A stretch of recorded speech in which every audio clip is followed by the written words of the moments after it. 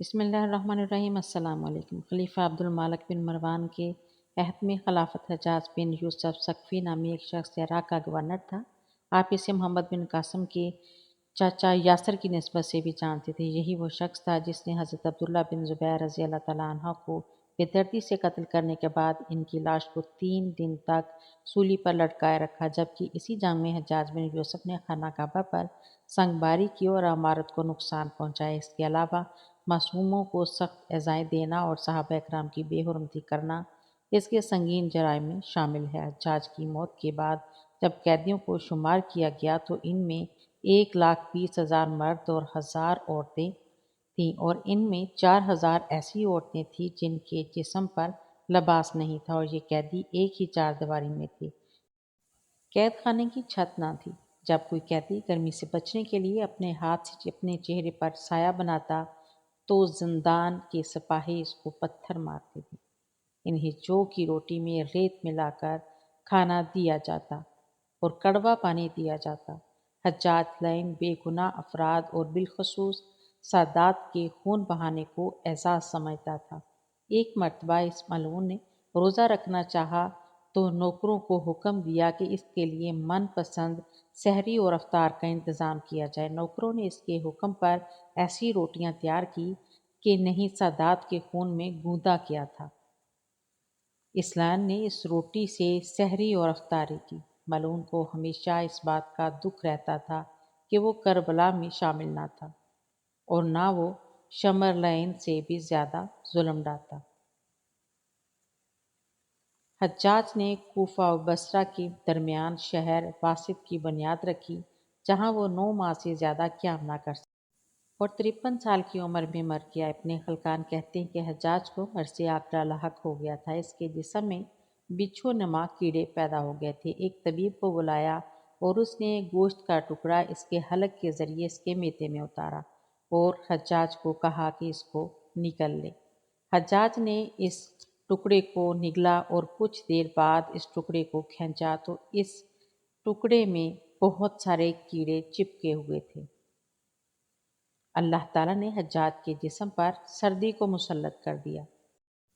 इसके इतराफ़ में दिन रात अंगीठियाँ जलाई जाती, फिर भी वो सर्दी से चिल्लाता रहता। इसने हसन बसरी से अपने दर्दो अलम की शिकायत की तो उन्होंने कहा, मैंने तुझे बेगुनाह अफराद और बिलखसूस सादात के कत्ल से बार बार मना किया था। आज तो इस अमल की सज़ा भुगत रहा है। हज्जाज ने कहा, मैं खुदा से ये दुआ नहीं करता कि वह मुझे दोज़ख से आज़ाद फरमाए, बस मेरी इतनी ही दुआ है कि जल्दी से मेरी रूह कब्ज़ कर ले ताकि मैं दुनिया के दर्द व अलम से छुटकारा हासिल कर सकूं। काजी नूरुल्लाह शब्सरी मजालस अल मोमिनीन में कहते हैं कि मौत के वक्त हज्जाज रोने लगा। वज़ीर ने रोने का सबब पूछा तो कहने लगा कि मैंने लोगों पर जुल्म किया है, बिलखसूस औलाद पैगंबर पर जुल्म के पहाड़ तोड़े हैं। नौशाही वज़ीर कहने लगा कि आप अमीर क्यों घबराते हैं?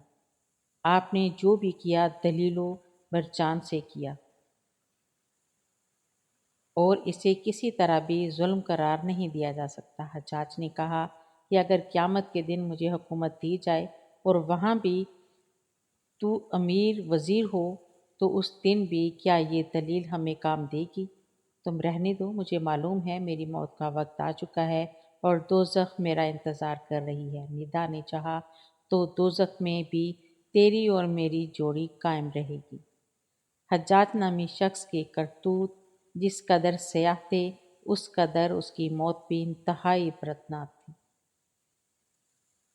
मौत के वक्त इसके जिस्म में कीड़े पड़ गए जो इसे एक पल चैन न लेने देते। इसके साथ साथ इसके जिस्म पर सर्दी मुसल्लत कर दी गई। कई कई अंगीठियाँ इसके जिस्म से ऐसी मस करके रख दी जाती कि इसकी जिल्द झुलस जाती, लेकिन इसकी सर्दी कम ना होती। ये तो थी हज्जाज की मौत, लेकिन इसकी ज़िंदगी में इसके साथ एक वाक़या ऐसा भी हुआ कि जिसने इसके गुरूर व तकब्बर के पुतले को ज़मीन पर दे मारा। इस ज़माने में नुमान नामी शख्स की एक इंतहाई हसीन व जमील बेटी थी। उसका नाम हिंदू था। وہ ایک غریب لڑکی لیکن اپنے حسن میں بے مثال تھی۔ کہا جاتا تھا کہ پورے ملک عرب میں اس کی جیسی خوبصورت عورت نہ تھی۔ حجاج نے جب اس لڑکی کی شہرت سنی تو اس کے دل میں اس سے ملنے کا اشتیاق پیدا ہوا۔ اس نے اپنے کارندوں کے ذریعے اس سے ملنے کی صورت بنائی۔ جب حجاج کی نظر ہندو پر پڑی تو وہ پہلی نظر میں ہی اس پر عاشق ہو گیا۔ جہاں دیکھتا اسے ہندو کا چہرہ نظر آتا۔ چنانچہ حجاج نے ہندا کو حاصل کرنے کے لیے کوشش شروع کر دی۔ جلد ہی 2000 درہم کے عوض دونوں کا نکاح ہو گیا اور ہندا حجاج کے محل میں آ گئی۔ شروعات میں حجاج ہندا کا بہت خیال رکھتا تھا اور اس پر جان نشاور کرتا۔ ہندا کسی دولت مند گھرانے سے نہ تھی۔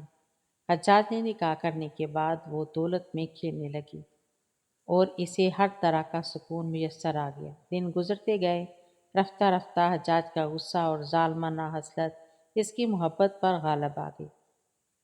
اب وہ ہندا سے بھی اسی طرح پیش آنے لگا جیسے وہ دوسروں سے سلوک روا رکھتا تھا۔ ہندا اس کی اس حرکت پر رنجیدہ ہونے لگی۔ آہستہ آہستہ اس کے دل سے حجاج کی محبت ختم ہونے لگی اور وہ حجاج کو اپنے لیے ایک مصیبت تصور کرنے لگی۔ ادھر حجاج ہندا کو رنجیدہ دیکھ کر اس پر اور زیادہ سختی کرنے لگا۔ جب حجاج کا دل ہندا سے بالکل اکتا چکا تو اس نے انتہائی ذلت کے ساتھ عبداللہ بن ظاہر کے ذریعے اسے 2000 درہم بھیجے اور کہلوایا کہ میں نے تجھے طلاق دی، تیرے مہر کے 2000 درہم تجھے بھجوا رہا ہوں، اب جہاں تیرا دل کرے چلی جا۔ ہندا نامی یہ عورت صرف اپنے حسن و جمال میں ہی شہرت یافتہ نہ تھی بلکہ اپنی سیرت فصاحت و بلاغت اور غیرت میں بھی مثالی تھی۔ جب اس نے عبداللہ بن طاہر کی زبانی یہ پیغام سنا تو فوراً بول اٹھی، اے قاصد، تیری زبان مبارک ہو، تو نے مجھے بڑی جان افزا خوشخبری سنائی ہے۔ میری خوش قسمتی اس سے زیادہ کیا ہو سکتی ہے کہ میں نے ایک بد مزاج اور خونخوار آدمی کی قید سے آزادی پائی ہے۔ یہ 2 لاکھ درہم جو اس نے میرے لیے بھیجے ہیں، اس خوشخبری سنانے کے عوض میں بخشتی ہوں۔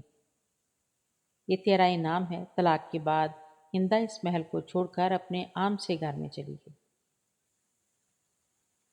قسمت کا کرنا ایسا ہوا کہ کچھ عرصہ بعد خلیفہ عبد الملک بن مروان نے اسے نکاح کا پیغام بھیجا، لیکن اس نے انکار کر دیا۔ خلیفہ کے اصرار پر اس نے قبول کیا، لیکن ایک شرط بھی رکھ دی کہ ہمارا نکاح اس صورت میں ہو سکتا ہے کہ جب میں اپنے مکان سے جس محمل میں سوار ہو کر آپ کے محل تک آؤں اس کا سربان حجاج بن یوسف ہو۔ جو شخص اونٹ کی رسی پکڑ کر چلتا ہے اسے سربان کہتے ہیں۔ خلیفہ نے یہ شرط قبول کر لی اور اس خط کے ساتھ کو بھیجا کہ حجاج حاکم کوفہ اس حکم کی تعمیل کرے۔ حجاج نے جب یہ خط پڑھا تو وہ دم بخود رہ گیا، لیکن اس کی کیا مجال تھی کہ خلیفہ کے حکم سے انکار کرتا۔ ناچارہ وہاں سے روانہ ہو کر ہندا کے مکان پر پہنچا۔ ہندا اور اس کی سہیلیاں جب اپنے اپنے محمل میں تھیں اور حجاج اپنی پوری پوشاک میں محمل کے قریب آیا اور سربانوں کی طرح یا برہنہ اونٹ کے مہار پکڑ کر پیدل چلنے لگا۔ ہندا کے ملازم اور اس کی سہیلیاں تمام راستے سے چھیڑتی رہیں مگر وہ خاموش چلتا رہا۔ جب شاہی محل قریب آیا تو ہندا نے ایک سونے کا سکہ نیچے پھینک دیا اور حجاج سے کہا کہ اے سربان، ہمارا ایک چاندی کا سکہ زمین پر گر گیا ہے، اسے اٹھا دو۔ حجاج نے مہار روک لی اور سکہ اٹھایا تو وہ چاندی کا نہیں بلکہ سونے کا تھا۔ کہنے لگا، حضور، یہاں چاندی کا سکہ تو نہیں ہے، یہ سونے کا سکہ ہے۔ ہندا نے وہ سکہ اس کے ہاتھ سے لے لیا اور اپنی سہیلی سے کہنے لگی کہ میری قسم ہے کہ میرے ہاتھ سے چاندی کا سکہ گرا لیکن بعد میں وہی سکہ سونے کا بن گیا۔ حجاج یہ بات سن کر بہت خفیف ہوا لیکن خلیفہ کی بیوی کے آگے دم نہ مار سکا۔ کہتے ہیں کہ ایک عورت سے ذلیل ہونے کا دکھ حجاج بن یوسف کو اس کی ساری زندگی ستاتا رہا۔ ہماری دعا ہے کہ اللہ ہمیں ظلم سے بچائے اور لوگوں کے ساتھ حسن سلوک کے ساتھ پیش آنے کی तौफीक अता फरमाए। आमीन या रब्बुल आलमीन। मज़ीद वीडियो देखने के लिए चैनल को सब्सक्राइब कीजिए, वीडियो को लाइक और शेयर करें। अल्लाह हाफिज़।